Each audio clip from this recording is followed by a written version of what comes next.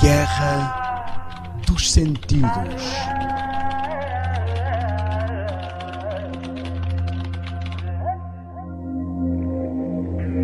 Olá amigos, bem-vindos a mais uma sessão da Guerra dos Sentidos. Tem sido um percurso ao longo de várias sessões. Falámos sobre o indivíduo na sua dimensão física, mental e espiritual. Falámos sobre várias das nossas atividades que interagem com o nosso paladar, com o nosso tato, com a nossa visão, com a audição. E hoje vamos entrar no que interage com o que eu chamei de olfato. E eu não vou falar do olfato no sentido físico meramente, apesar de que há alguma coisa que possa ser falada e da importância do olfato.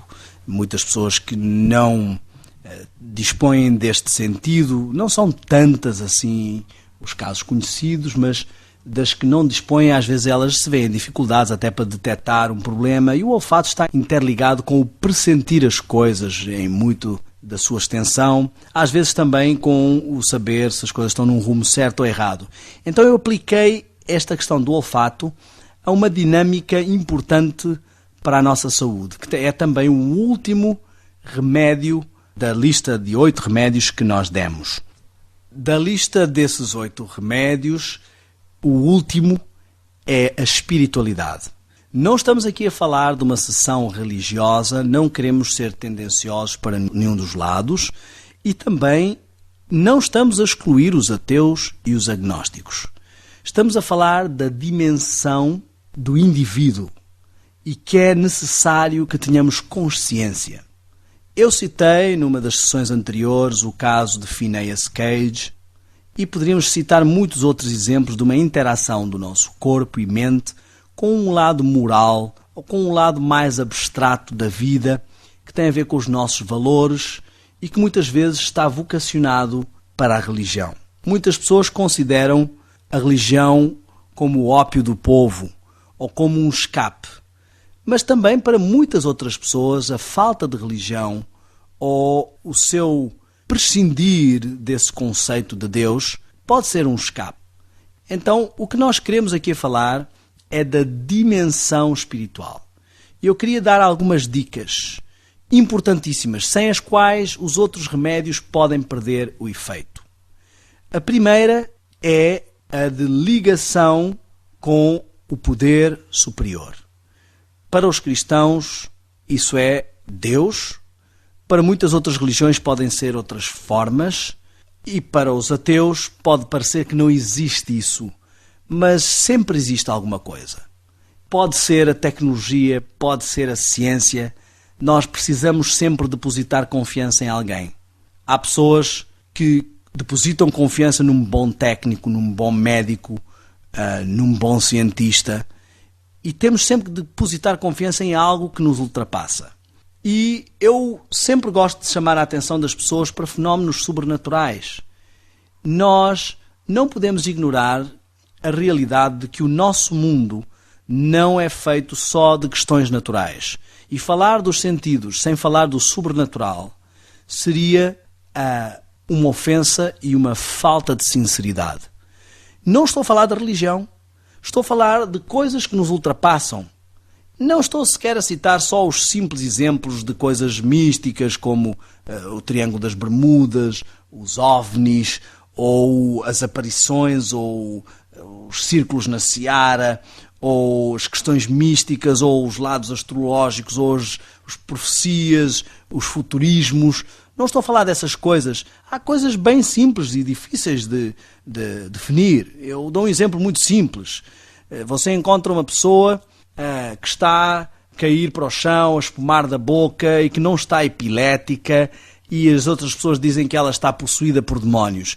Você pode não acreditar em Deus, pode não acreditar em diabo, mas o que é certo é que fica difícil de explicar o que está a passar ali.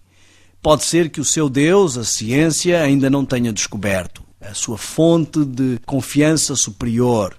Mas o que é certo é que chega um médico ou os paramédicos vão tentar tratá-lo como um epilético, não resulta, vão tentar tratá-lo como alguém que está em estado de choque, não resulta, e chega alguém que se apresenta no campo religioso ou no campo espiritual, faz uma oração ou faz um procedimento e o que é certo é que essa pessoa se acalma.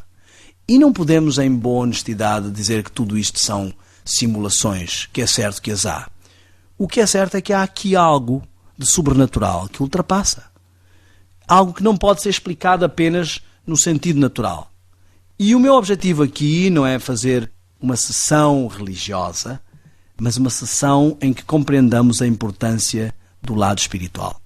Eu quero convidá-lo para melhor saúde, porque estamos aqui a falar de saúde física, mental e espiritual, que aprenda a parar. Este é o primeiro ponto de destruição do nosso equilíbrio. Parar. Nós, se não soubermos parar, nunca iremos controlar o momento em que vamos parar e o momento em que vamos deixar de existir, mesmo que ainda estejamos vivos. Eu recomendo a que faça uma pausa. Primeiro, uma boa pausa de manhã, antes de começar qualquer das suas atividades. Se você é um cristão, dê prioridade à sua meditação matinal. Isso pode incluir a oração, que é um extravasar do seu íntimo e tem uma dinâmica física incluindo. Isso pode incluir a meditação, que é um receber da reflexão daquilo que Deus pode querer lhe comunicar. Isso também implica o estudo, que é um crescer mental e espiritual que ajuda a entender melhor. Não viva uma religião, se você é religioso, não viva uma religião estereotipada, que vai atrás dos outros, que pensa com a cabeça dos outros, mas analise, estude. Não siga só o que o seu pastor diz, o que o padre diz, mas analise, estude por si próprio, porque cada um vai dar contas de si mesmo e nós temos que estar aptos a saber justificar e explicar e testemunhar da nossa fé. Se você não é uma pessoa religiosa, ainda assim recomendo a pausa. Talvez você não saiba se existe esse tal de Deus. É um bom momento para se perguntar, para refletir, para olhar à sua volta, ver o mundo, refletir as grandes questões da vida e buscar respostas. Se você não acredita realmente, é um bom momento para a sua introspeção, para fazer uma pausa e pensar e refletir na sua vida.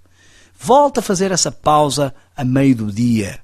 Pode ser até mais curta, mas reflita, pare as suas atividades, o seu corre-corre, isso faz parte.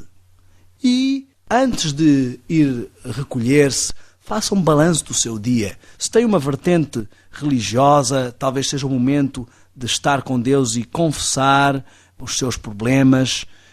Não olhe para Deus como um ser punidor que está ali à espera que você faça a confissão dos pecados. Nós precisamos de confessar esses pecados a Deus, não porque Ele nos vá castigar apenas, mas porque isso nos faz bem. Porque sentimos o perdão dEle e porque isso nos alivia e faz-nos gozar de melhor saúde. Mas mesmo que você não seja um religioso, aproveite antes de dormir, não obstrua a mente com televisão, com as sobrecargas, os ruídos. Faça uma pausa, reflita, busque encontrar um equilíbrio. Não busque esse equilíbrio em si apenas. Esse equilíbrio tem que vir para si, mas você por si só não é suficiente para buscar todos os parâmetros necessários para essa paz. Exerça ativamente uma postura espiritual, quer seja ou não seja religioso, para gozar de melhor saúde. Mas o meu conselho é que acredite numa força e num poder superior e se submeta a Ele, porque é uma fonte de amor, de felicidade, de equilíbrio, de paz e de saúde. Um abraço e foi um prazer tê-lo ao longo desta guerra dos sentidos.